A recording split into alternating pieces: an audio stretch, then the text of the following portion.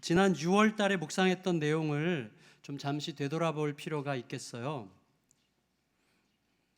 고마워. 저희 계속 아는 척 해줘서요. 우리 대다수는요, 가장으로서 또 주부로서 자신의 부족함을 인식하는 편이라고 생각합니다. 우리의 부족함을 모르지 않잖아요, 우리가. 그럼에도 불구하고 자녀를 교육하는 부모로서는 우리들이 나름대로는 연약함이 있지만 나름대로는 할 수 있는 한 최선을 다하려고 몸부림하는 중이다, 이렇게 말하고 싶습니다. 그렇죠? 그런데 문제는 이런 우리들의 수고와 노력에도 불구하고 우리들의 귀한 자녀들 중 대부분이 하나님의 품을 떠나게 되는 것을 우리가 장차 막지 못할 거라는 비극적 사실에 문제가 있습니다. 우리 각자는 지금 우리 애는 내가 잘 지킬 거야 이렇게 생각하지만 솔직히 지금의 우리의 삶을 보면 신앙적으로 우리가 아이들을 잘 지키고 있는지는 의심스러워요. 정말 그 아이가 예수가 전부로 알고 살아가도록, 예수가 모든 것의 주님이시고 주인이라는 사실을 진실로 인정하며 살아가도록 하는 방식으로 우리가 양육하고 있는지는 사실 굉장히 의심스러운 거거든요. 통계적으로만 따진다면 10년 이내에 우리는 지금 우리 교회 안에 머물러서 주님을 노래하고 있는 우리 아이들 중에 90%를 더 이상 교회 안에서 볼 수 없게 될 것입니다. 10년이 필요하지 않을 수도 있어요. 훨씬 더 짧은 시간일 수도 있어요. 물론 저는 결단코 그 꼴을 보지 않겠다고 결정하는 마음으로 지금 이 말씀을 드리는 것입니다. 요즘에 제 마음이 거기에 완전히 꽂혀 있어요. 그래서 마음속에 우리의 자녀들을 너무나 선선하게 세상에 내주고 그리고 나서도 시대가 그러니까 시대 어쩌고 저쩌고 하는 변명을 내세우는 교회와 목회자들과 부모들에 대한 이 하나님의 어떤 안타까운 마음이 막 이렇게 요동치는 것 같은 느낌이 듭니다. 사실 우리 아이들을 신앙적으로 키운다는 것이 얼마나 어려워요. 얼마나 어려워요. 우리 아이들에게 신앙이라고 하는 것은 그렇게 매력적인 게 아니거든요. 어릴 때는 부모에 의해서 어쩔 수 없이 따라가지만 예수 그리스도를 매력 있게 가르치는 법을 우리가 모르고 예수 그리스도를 따르는 게 얼마나 우리 자신을 위한 가장 위대한 선택인지를 우리 아이들이 실감하는 방식으로 가르치는 법을 우리가 모르기 때문에 사실 이런 부분에 대해서 막연하게 야 가야 돼 이거야 이거 가지고 우리 아이들이 설득 안 되죠. 자기가 스스로 판단할 수 있는 기준들을 가지고 예수 그리스도보다 교회보다 훨씬 더 나은 기준인 것 같아 보이는, 훨씬 더 내 인생에 도움이 될 것처럼 보이는 요소들이 얼마나 많이 보입니까? 그런 것들에 대한 대안을 우리가 갖지 못하고 있기 때문에 사실 잃어버리는 것인데 그런 대안들을 찾으려고 해요. 저는 찾을 거고 그리고 그것을 성도들과 나누려고 합니다. 그렇게 되리라고 확신하는데요. 여러분, 왜 이 말씀을 드리는가 하면 히스기야 왕, 정말 탁월한 왕으로 분류되지 않습니까? 정말 탁월성이 있는 왕이에요. 그는 나름 굉장히 옳게 살았습니다. 그러나 우리가 알듯이 그 아들 므낫세는 한마디로 개판이었어요. 오늘날로 치면 교회를 등지고 교회를 욕했던 사람이죠. 그러니까 목사 아들이 교회를 등진 것보다 더 심한 거죠, 어떻게 보면. 근데 여러분, 그 이유가 무엇이었는가를 우리가 몇 가지로 살폈었는데 무엇보다도 히스기야 자신의 삶 속에 나중에 잃어버린 굉장히 중요한 게 뭐라고 그랬습니까? 복음의 하나님의 은혜의 공공성을 잃어버렸다고 그랬어요. 그러니까 아들이 적어도 아들의 입장에서 아버지의 인생을 볼 때 아버지가 열심히 살았다는 것, 아버지가 자기 인생을 열심히 살았다는 것에 대해서 존경심을 표할 수 있지만 적어도 내 인생을 걸만한 인생으로 비춰지기 위해서는 아버지 인생 속에 거룩한 대의 명분을 향한 헌신이 있어야 되는 거죠. 다시 말하면 아버지 인생에 어떤 공공성이 엿보여야 되는 거예요. 아수르에 대한 신앙적 승리, 거대한 신앙적 승리를 거뒀어요, 히스기야가. 그런데 그 신앙적 승리를 단지 개인적 사건으로 기억했어요. 어떻게 할 수 있습니까? 나라가 위기에 빠졌을 때는 그렇게 하나님을 성전에 가서 찾던 히스기야가 자기가 병에 걸리니까 마음이 상해서 통곡하면서 벽을 얼굴에다 대고 삐져가지고 하나님 앞에 한탄하면서 내가 이렇게 열심히 살았는데 나한테 이럴 수 있습니까? 이런 식으로 얘기를 했단 말이죠. 굉장히 자기 연민에 빠진 것을 보면 우리가 금방 알 수 있어요. 더 나아가서 하나님께서 15년의 생명을 연장시켜 주셨는데 15년의 생명을 연장시켜 주신 하나님의 뜻이 무엇인지를 제대로 생각하지 않았어요. 그 결과 어떻게 됐습니까? 자기 아들 므낫세를 제대로 양육하지 못했고 그 아들이 그렇게 된 거죠. 동시에 15년 생명 연장한 것에 대해서 깊이 묻지 못했기 때문에 그때 안일해져 가지고 바벨론 신하들이 와서 바벨론 신하들에게 왕궁과 성전의 모든 보물들을 보여줬을 때 하나님께서 야단치셨잖아요. 그때 뭐라고 그랬는지 우리가 기억하시죠? 뭐라고 그랬어요? 내 때만 평안하면 뭐 별거 괜찮죠, 뭐 이런 식으로 얘기했단 말이죠. 아주 어리석죠. 자기 때만 괜찮다, 자기 다음 세대에 대한 책임감을 갖지 못한 이 태도로 인해서 그의 아들이 아버지의 인생을 보고서 자기 인생을 걸 만한 가치를 발견할 수 없었다고 우리가 결론을 내릴 수가 있었던 거죠. 여러분, 어떤 아들이든지 아버지의 인생을 통해서 아버지의 인생이 나에게 편안한 환경을 제공해주고 안락한 환경을 제공해주는 건 고맙죠. 그러나 거기에 그것을 뛰어넘는 더 확실한 대의 명분과 큰 하나님 나라의 가치를 내가 얻지 못하면요, 다시 말하면 인생을 걸 만한 진정한 감동은 없는 채 환경적으로 보장된 삶을 살게 되면 그 사람은 거의 안일한 자기 만족과 타락한 본성을 쫓아갈 가능성이 너무나 많습니다. 그게 히스기야의 아들 므낫세의 인생으로 나타났다, 이렇게 말할 수 있는 거죠. 따라서 히스기야라는 한 인물의 역사에서 그 아들 므낫세는 가장 큰 부끄러움이었습니다. 그런데 너무나 다행스러운 게 있어요. 저는요, 우리가 무슨 대단히 신학 공부하고 무슨 대단한 신앙적 결단을 하고 이런 거 요구하는 게 아니라 자녀들은 정말 기가 막히게 봅니다. 부모의 삶을, 부모가 추구하는 가치를 기가 막히게 보게 되어 있어요. 자식들을 위해서 열심히 살고 잘 살만한 환경을 만들어주는 거 고맙죠. 그러나 그 이상의 가치를 추구하는 부모의 모습을 볼 때 그 아이는 자기 인생을 걸 만한 무엇을 알게 되는 것입니다. 그게 전부인 것은 대단히 곤란한데 오늘날 다 그 병에 걸려 있어요. 내 자녀, 내 가정, 그 병에 다 걸려 있는 거죠. 여러분, 히스기야라는 한 인물의 역사에서 아들 므낫세는 가장 큰 부끄러움이었습니다. 그런데 너무나 다행스러운 게 있어요. 너무나 다행스러운 게 있는데 그게 뭐냐면 오늘 본문에 이제 그 단서가 있는 거예요. 정말 다행스러운 거예요. 오늘 말씀은요, 자, 이제 므낫세, 그 아들, 히스기야 아들 므낫세가 죽었어요. 므낫세가 죽고 그 아들 아몬이라는 아들이 이제 왕위를 계승했는데, 아몬은 왕위에 오르자마자 자기 아버지 므낫세가 행했던 대로 아주 악행을 하고 하나님 앞에서 정말 보기 싫게 행하다가 2년 만에 자기 신하들에 의해서 신하들의 반역으로 암살당했어요. 그래서 끝났어요. 2년 만에. 그게 므낫세의 아들인데, 근데 그때 주목할 만한 사건이 하나가 있는데 그게 뭐냐면 국민들이 일어나서 반역한 자들을 처단하고 그리고 나서 죽은 아몬 왕의 아들 곧 므낫세의 손자인 요시야를 왕으로 세웠어요. 자, 이게 이제 굉장히 중요한 면이에요. 23절, 24절을 다시 한번 읽어보겠습니다. 아까 읽었는데 21장 23절, 24절 시작. 그의 신복들이 그에게 반역하여 그 국민이 아몬 왕을 반역한 사람들을 다 죽이고 그의 아들 요시야를 대신하게 하여 왕을 삼았더라. 자, 이게 무슨 뜻인가 하면 아몬 왕, 반역당해서 살해당한 이 2년짜리 아몬 왕은 왕의 신복들이 있는데 그 신복들은 왕과 어떤 이해관계가 충돌하니까 이런 것 있어요. 우리 목사들에게 경계가 있는데 가장 가까운 분들과 틀어질 가능성이 가장 많다, 뭐 이런 얘기 많이 하는데 그건 진실인 것 같아요. 근데 그건 이제 목사의 잘못이기도 한 건데, 이 아몬 왕에게 신복이 있는데 신복과 이해관계에서 어떤 충돌이 나니까 어느 정도인가 하면 신복들이 왕을 죽여버려요. 그런 일이 굉장히 많습니다. 사실은 그 오만함이죠. 오만함.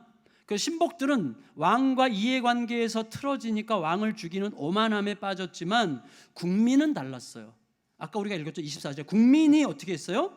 국민이 일어나서 그 반역자들을 죽이고 그리고 이 요시야 왕의 므낫세의 손주 요시야를 왕으로 세웠다 이거죠. 근데 이때 국민은 누구냐 하면 히브리식으로 표현하면 암하아레츠라는 단어인데요.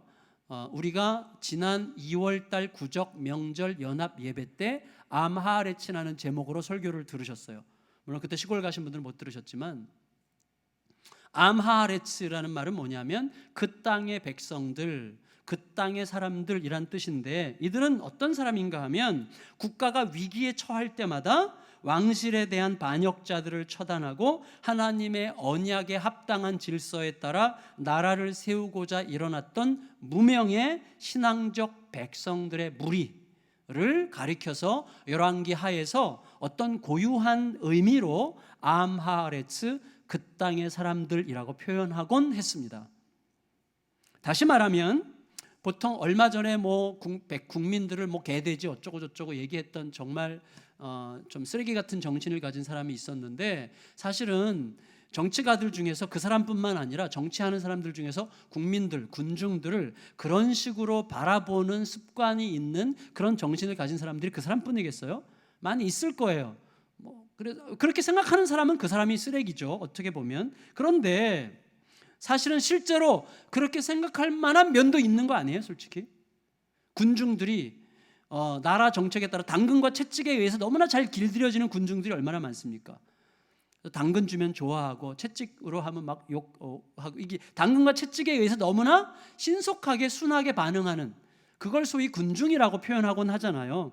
군중은 어리석다 이렇게 보통 말하곤 하는데, 사실은 이 암하레츠라는 사람들은요, 권력자의 당근과 채찍에 반응하는 무능한 군중이 아니에요.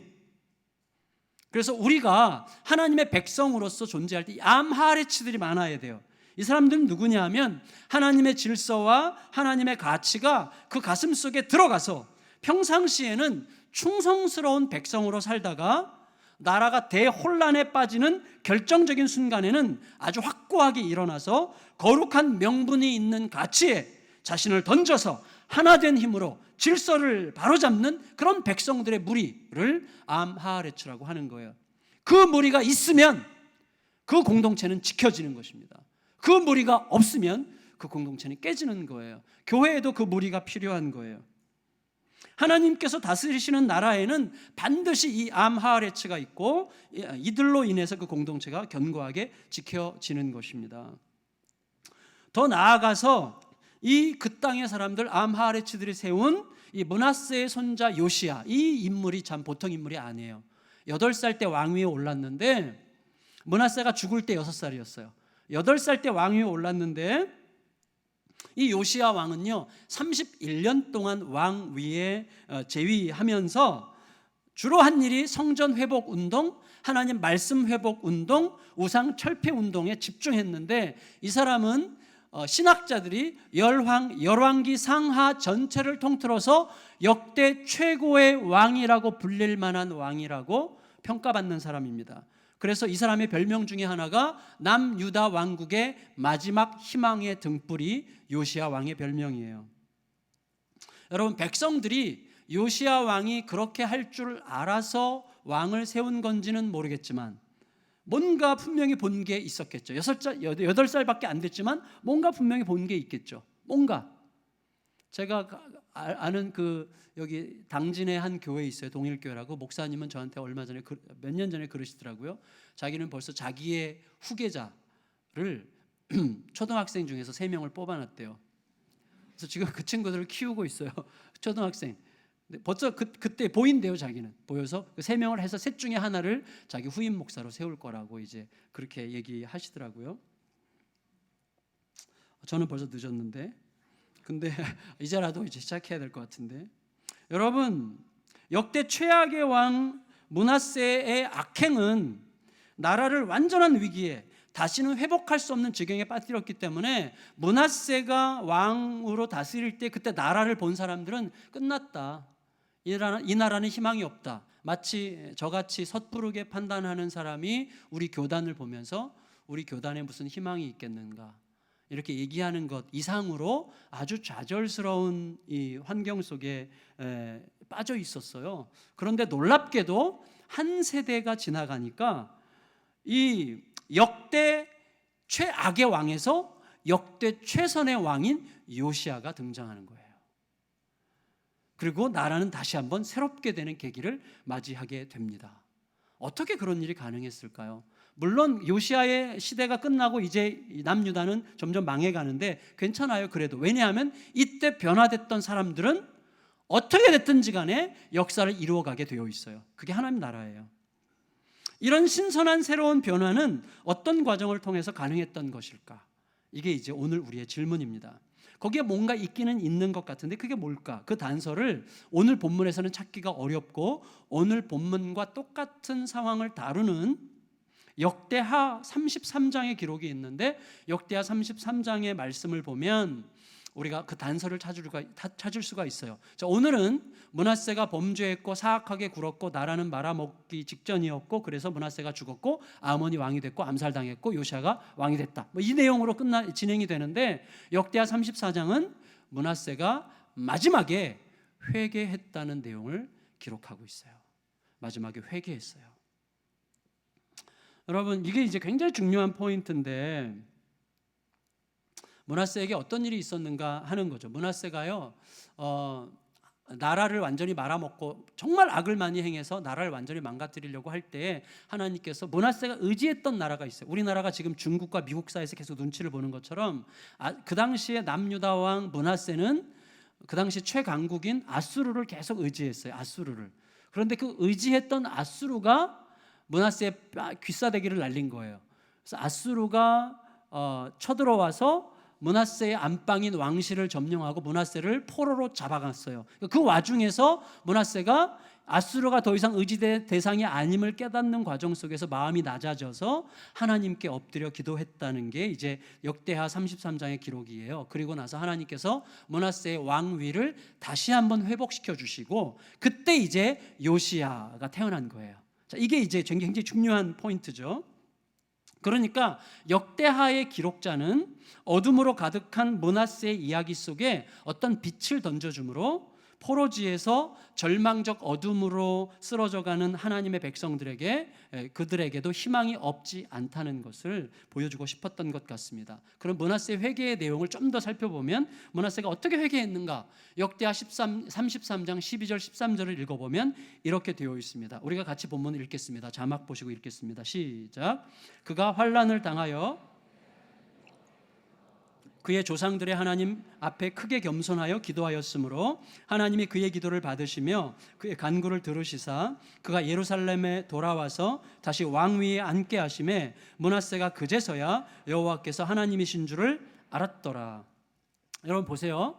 당시 이제 므낫세가 왕으로 있을 때 아수르의 왕은 아수르바니팔이라고 하는 굉장히 유명한 왕인데 이 사람의 동생이 역사 기록에 있는 내용인데 이 사람의 동생이 반역을 일으켰어요. 반란을 일으켰어요. 근데 아수르바니팔이 자기 동생이 반역을 일으킨 것을 보면서 이제 진압을 했지만 그걸 보면서 이 친구가 반역을 일으키게 된 배후에 자기를 도우면서 그동안 조공을 바쳤던 주변의 위성 국가들로 여겼던 조공 바치는 국가들, 암몬, 모압, 블레셋, 남유다, 이런 나라들이죠. 이스라엘, 이런 나라들이 자기 동생의 배후에 있다고 의심했대요. 그 역사 기록에 있는데 의심해서 그 나라의 왕들을 전부 다 포로로 잡아다가 이제 어떻게 보면 고문을 했든지 뭘 한 거예요.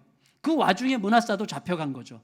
근데 사실 므낫세는 아수르가 남쪽에 이제 북아프리카의 강자 애굽과 그다음에 팔레스타인의 강자 아수르 사이에 큰 전쟁이 오랫동안 벌어지고 있을 때 므낫세는 아수르를 계속 도왔거든요. 물질적으로 여러 가지로 도왔는데 돕던 아수르로부터 이런 수모를 당하고 뺨을 맞으니까 그걸 포로로 잡혀가서 있는 동안에 이 므낫세의 마음이 그 계기를 통해서 확 바뀐 거죠. 자신이 지금까지 살아왔던 삶이 헛다리 짚은 것에 불과했다는 것을 깨닫게 된 거죠. 그런 계기가 있죠. 우리들의 그런 계기가. 그것만 풀리면 될 거라고 생각했어요. 그런데 바로 그게 내 뒤통수를 치는 그런 상황들이 있죠. 그 사람만 내 편이 돼주면 모든 일이 다 잘 될 줄 알았는데 바로 그 사람 때문에 완전히 곤란해지는 일들이 얼마나 많습니까? 근데 여러분, 결과주의적으로 들릴지 모르겠지만 결과주의적으로 들려도 상관없어요. 왜? 상관없을 만큼 너무나 중요한 일이 있는데 그게 뭐냐면 하나님은 바로 이렇게 말할 수 없는 고통스러운 과정을 통해서 우리를 초대하십니다. 너무 그거 신앙적으로 빠르게 해석해가지고 정말 잔인한 말 아닙니까? 고통 속에서 초대하신다. 근데 그건 정말 결과적으로 보면 맞는 말이에요. 결과적인 말이라고 할지라도 맞는 말이에요. 하나님은 이런 고통스러운 과정 통해서 조금 이따 제가 다시 한번 말씀드릴 건데 그 과정을 통해 므낫세를 초대하신 거예요. 므낫세는 너무나 감사하게도 그 초대를 느꼈어요. 그래서 아수르의 포로로 잡혀가 있는 동안에 그 비참한 날들 속에서 여러분 포로로 잡혀갈 때 그냥 잡혀가는 거 아니거든요. 성경에는 쇠사슬에 묶여서라고 그랬는데 쇠사슬에 묶였다는 뜻은 아수르의 방식인데 코에 고리를 꿰어서 그 다음에 청동으로 된 그 수갑 같은 걸 채워서 질질 끌고 가는 거거든요. 내가 통치했던 어른에 할 것 없이 내가 통치했던 모든 백성들이 보는 앞에서 한 나라를 다스렸던 왕이 비참하게 끌려가는 과정 속에 얼마나 극단적인 생각들을 했었겠습니까? 거기에 근본적인 인생의 변화들이 일어나는 거예요. 고통스러운 시간이야말로 우리를 굉장히 깊이 자극해서 나로 하여금 가장 중대하고 가장 본질적인 것이 무엇인가를 묻게 하죠. 저도 마찬가지였고요. 자, 그런 겁니다. 므낫세 입장에서는요, 사실 어디 다른데 호소할 곳이 아수르를 의지했는데 아수르만 내 편이 되지고 나의 후원자가 되지만 내가 더 이상 두려워할 게 없겠다라고 생각했는데 그 아수르가 내 싸대기를 갈기니까 도대체 어디 갈 데가 없으니까 할 수 없이 내가 의지할 분은 하나님뿐인가. 내가 만들었던 우상들의 허무함을 다 깨달았어요. 이제 내가 만든 우상들이 나에게 무슨 도움이 되겠는가. 그때 깨달았어요. 그래서 하나님뿐이구나라는 것을, 내 아버지가 섬겼던 하나님뿐이구나라는 것을 깨닫는 순간 마음이 겸비해져서 엎드려 기도했는데, 그때 기도하는 므낫세의 마음이 어땠겠어요? 자기가 행한 일을 뻔히 알고 있는데 나같이 패역하고 약한 자의 기도를 하나님께서 과연 들으시겠는가? 그렇게 생각하지 않았겠어요? 저는요, 우리 중에도 그런 분들이 많이 계실 거라고 생각합니다. 하나님 과연 나 같은 걸 아실까? 진실로 나 같은 사람에게 관심이 있으실까? 내가 하는 기도도 과연 하나님 들으실까? 하나님이 그렇게 한가 하실까? 뭐 이렇게 생각하는 분들이 더러 계실 수도 있을 것 같아요. 저도요 20, 30세 때, 전 25살부터 전도사를 했는데 20, 30세 때 다 교육자였잖아요. 계속. 근데 20, 30세 때도 제가 늘 질문했던 게 뭔지 아세요? 그거였어요. 하나님이 나를 아실까? 하나님이 나 같은 것도 아실까? 이런 생각을 굉장히 많이 했던 것 같아요. 여러분, 그럴 때가 있죠, 우리들에게.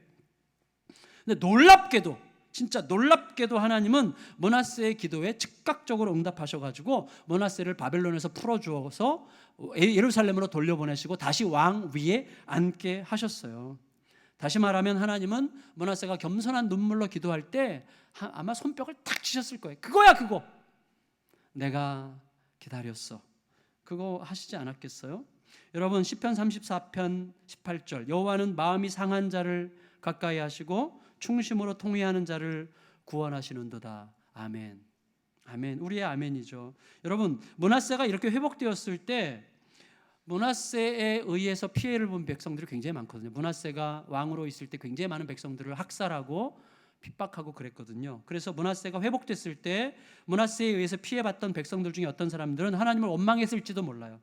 저런 인간을 그냥 비참하게 죽게 만들어야 하나님의 공의가 아닌가 라고 생각할 수도 있는데 그 마음도 이해가 돼요. 그렇지만 그런 마음은 나에게 임한 은혜가 어떤 은혜였던가 하는 것을 아직 생각하지 못하는 동안에만 할 수 있는 생각이죠.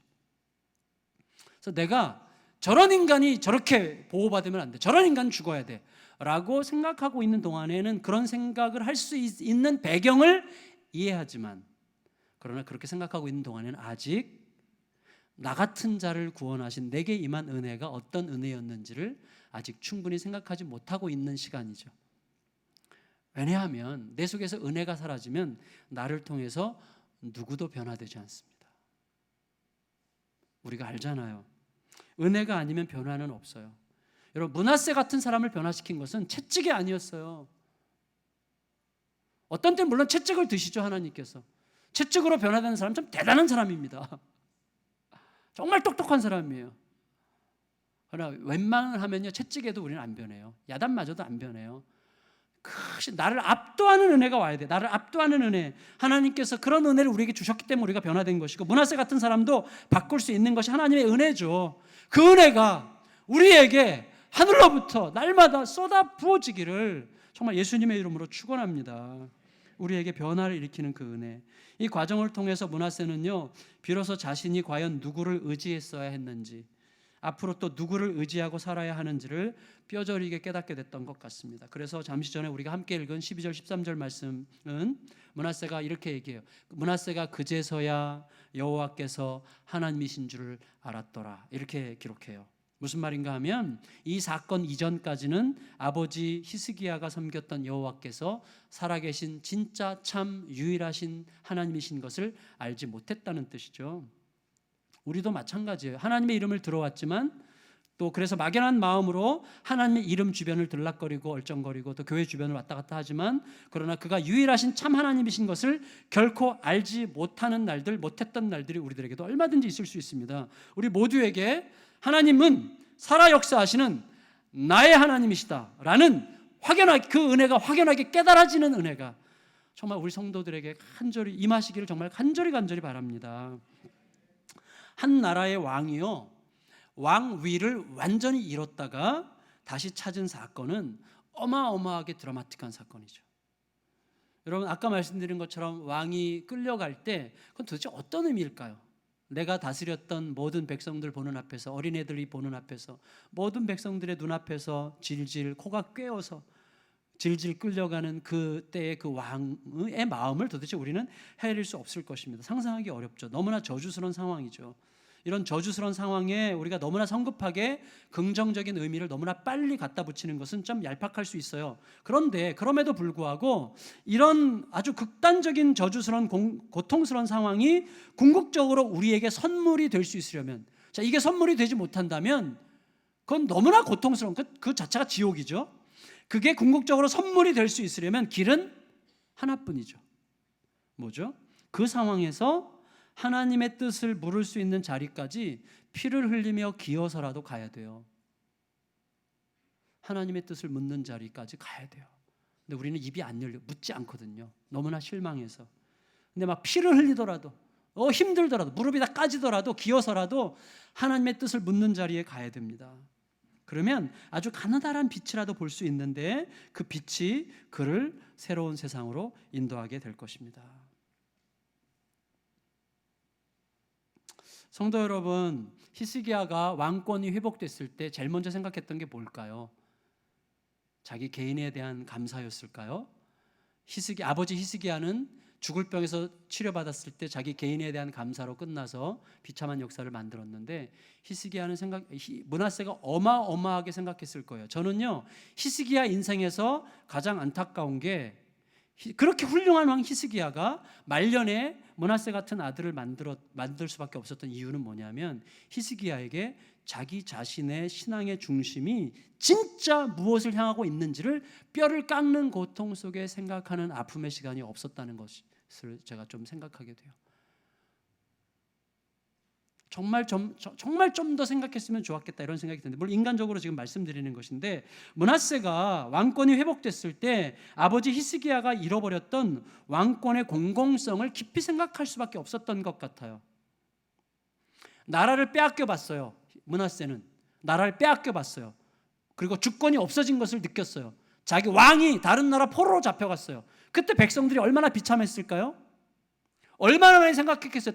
왕이 타국에 잡혀가서 자기 나라 백성들 얼마나 많이 생각했겠어요? 그 백성들은 누구예요? 얼마 전까지 자기가 학대하고 괴롭히고 죽여버렸던 자기 백성들 얼마나 생각했겠어요?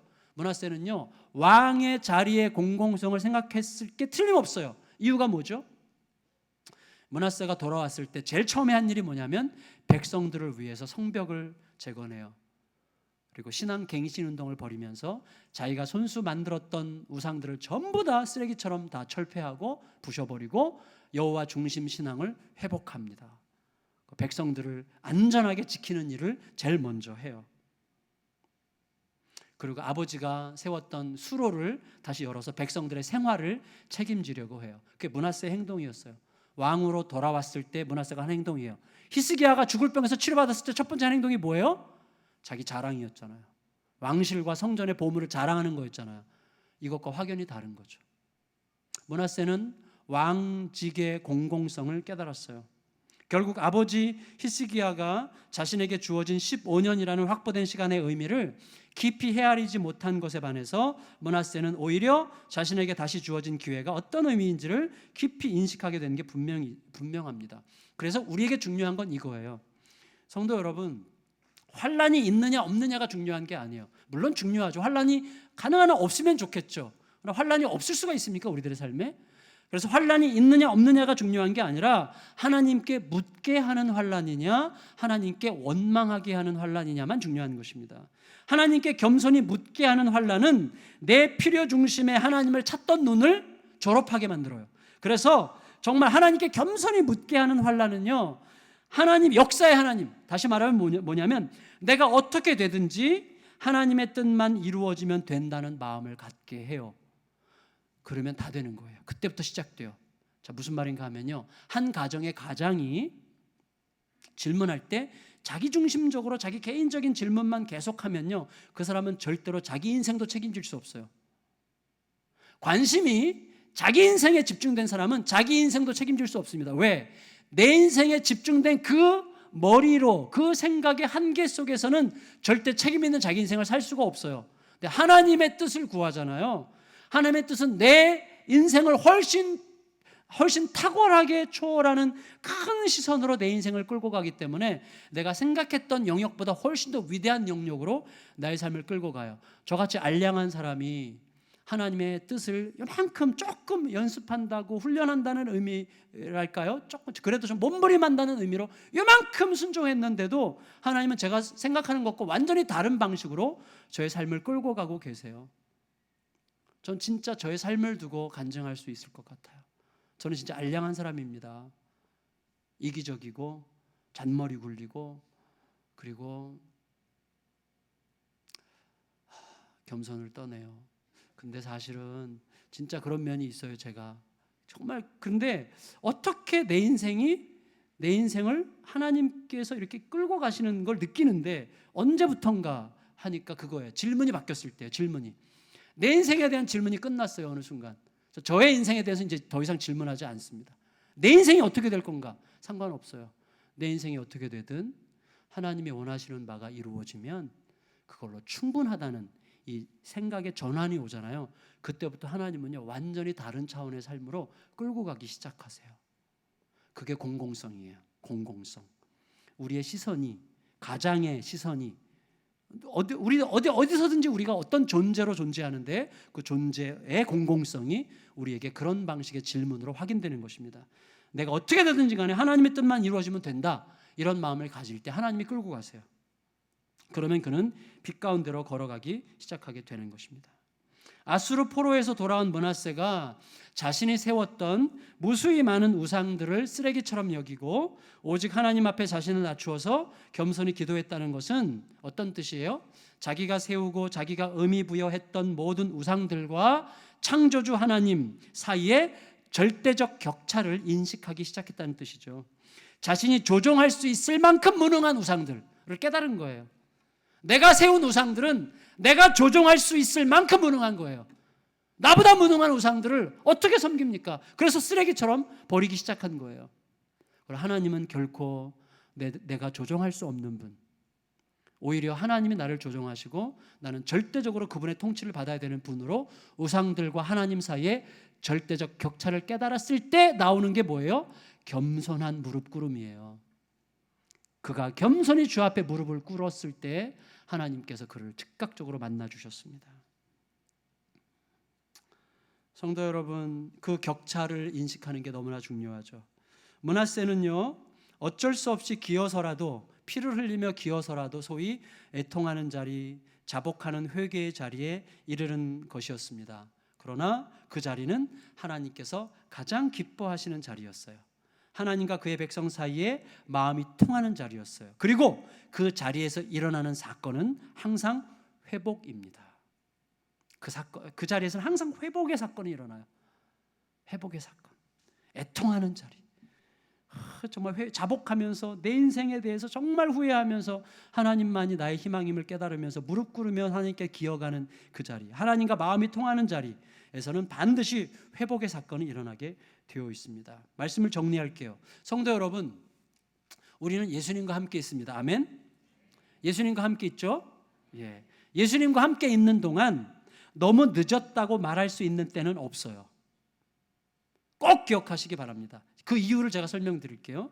어제나 오늘이나, 오늘 설교 제목이 아직 늦지 않았습니다인데, 어제나 오늘이나 영원토록 동일하신 예수님과 함께 걷는 동안, 자, 어제나 오늘이나 영원토록 동일하신 그 예수님이, 그 예수님은 어제와 오늘과 내일을 동시에 존재하시는 그분이 오늘 나를 만나신다는 신비한 사건 안에 모든 새로운 출발이 있는 거예요. 자, 무슨 말인가 하면 십자가 위에서 구원받은 강도의 사건은 그 한 사람을 위한 사건은 아니었겠죠. 틀림없이.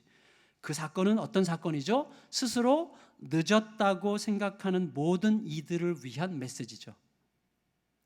그 사람은 죽음이 꼴딱 넘어가기 전에 자기의 영원한 운명이 바뀌었어요. 자, 그런데 우리가 생각해야 될 게 뭐냐면 우리가 스스로 늦었다고 생각할 때는 언제죠?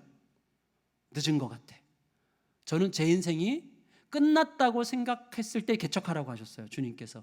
저는 제 인생이, 특히 제 목회자의 인생이 끝났다고 확신했습니다. 근데 하나님은 그때 시작하시더라고요. 자, 그게 뭐냐면 이거예요. 하나님과 우리 사이에 차이가 있어요. 어떤 차이인가 하면 우리가 스스로 늦었어. 나는 이제 끝이야. 나는 더 이상 가망성이 없어. 난 이 정도밖에 안 되는 것 같아. 난 여기까지인가 봐라고 생각할 때는 항상 언제냐면 언제든지 무엇을 성취하려고, 이루려고, 무엇을 행하려고 했던 일에서 더 이상 어떤 가능성을 볼 수 없을 때 우리는 늦었다라고 생각해요.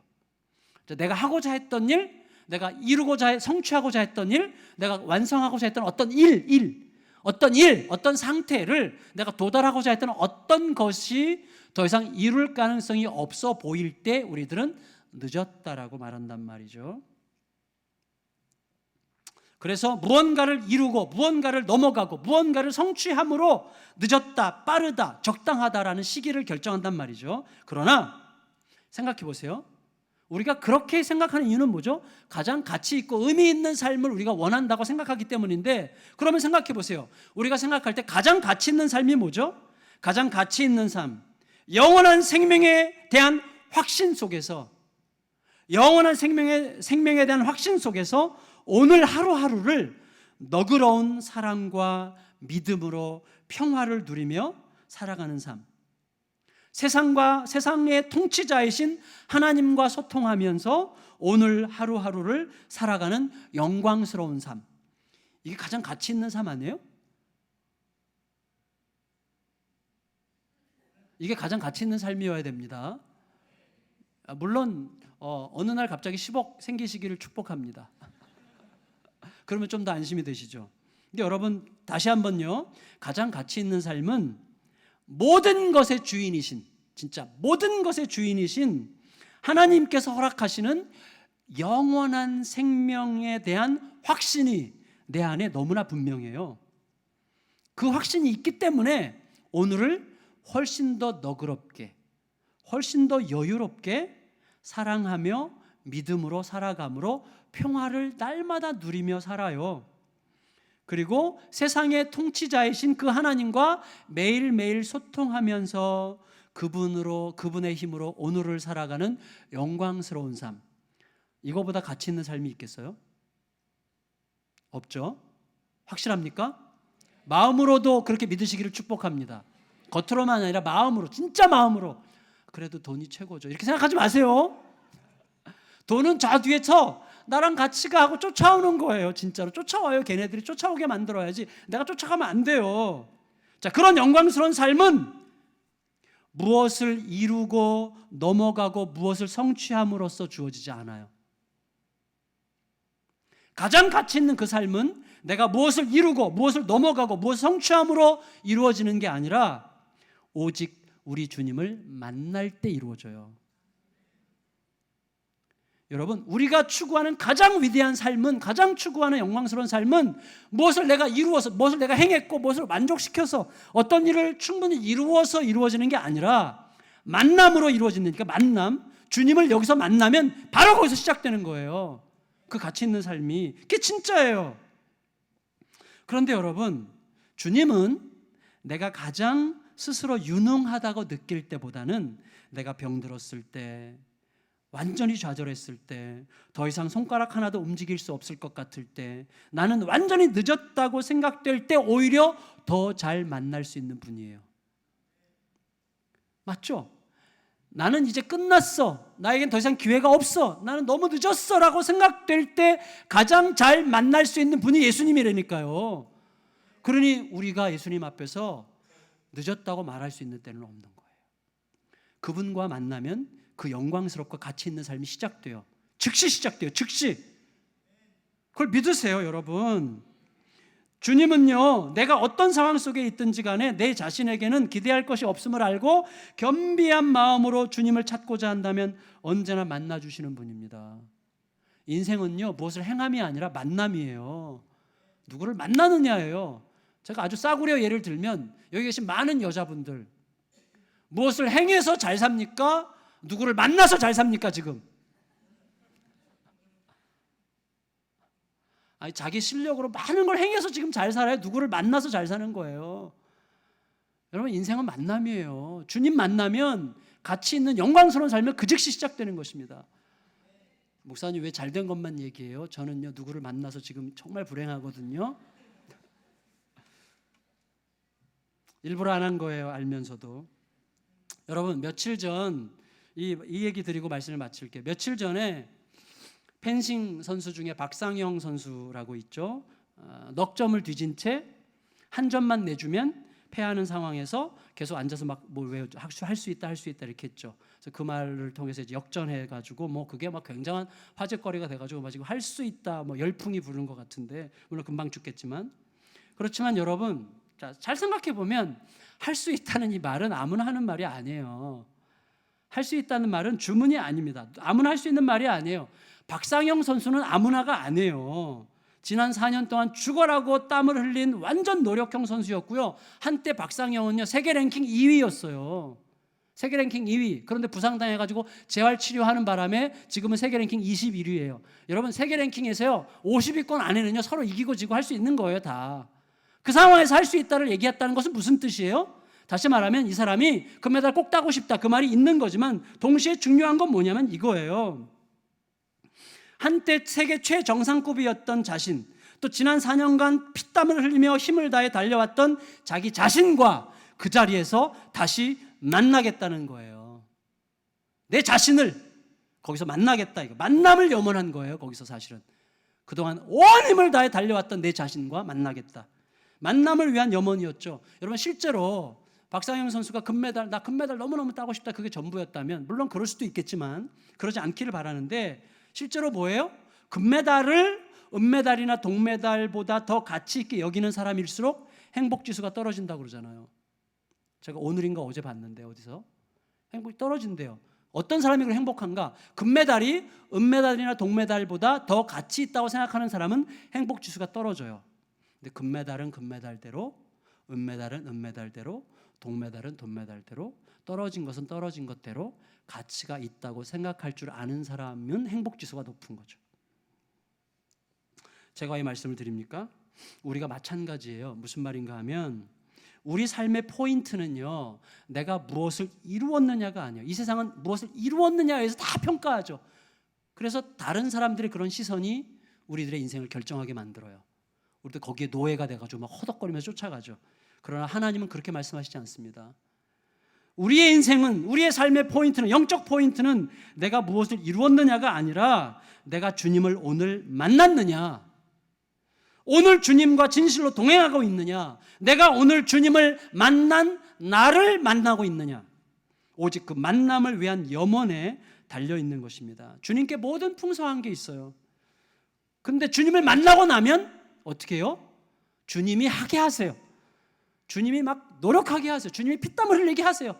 주님 만났을 때 게으름 피우게 하지 않으세요. 주님이 성실하게 수고하게 하십니다. 근데 주님을 만나는 게 먼저야. 만나는 게 먼저예요. 그런데 그 주님은 어떤 상황에서도 만날 수 있는 분이므로 내가 마음을 겸손히 하고 주님을 찾기만 하면 우리는 언제든지 만날 수 있기 때문에 언제든지 너무 늦지 않은 삶을, 우리는 늦었다고 말할 수 없는 삶을 살 수 있게 될 것이고, 내가 생각지 못했던 풍성한 삶을 다시 시작할 수 있게 될 것입니다. 말씀을 마칠게요. 므낫세가 67세에 세상을 떠났는데, 그가 세상을 떠날 때 그의 손주는 6살이었어요. 그 말은 무슨 뜻이죠? 손주 요시야가 할아버지, 변화된 할아버지 므낫세와 6년을 같이 산 거예요. 므낫세가 자기 손주를 어떠한 영혼으로 키웠는지를 여러분 기억하셔야 됩니다. 아들 아몬은 이전에 아버지 므낫세로부터 영향을 받았다면 손주 요시야는 변화된 므낫세로부터 영향을 받은 거예요. 그래서 이 므낫세는 매우 나쁜 왕으로 분류될 수 있지만 그러나 결국에는 겸손한 회개와 손주 요시야의 인생을 통해서 다시 일어섰다라고 말할 수가 있는 것이죠. 우리 모두가 오늘 또 날마다 예수님을 새롭게 만나면서 매일매일을 다시 시작할 수 있는, 언제든지 아직 늦지 않은 날들로 살아가는 은총을 누리시게 되기를 예수님의 이름으로 축원합니다.